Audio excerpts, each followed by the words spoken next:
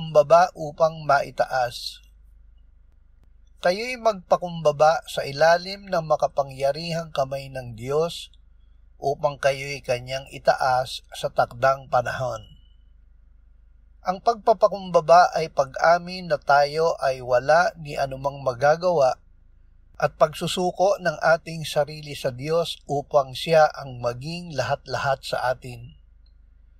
Ito ay pananampalataya sa Diyos na nagbibigay sa atin ng pagdanais na gawin at ng kapangyarihang magawa ang kalugod-lugod sa Kanya. Sa paraang ito, Diyos ang gagawa upang tayo ay magtagumpay at tayo ay itataas niya sa takdang panahon.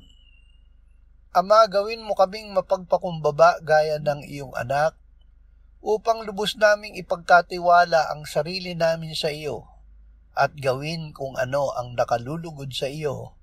Amen.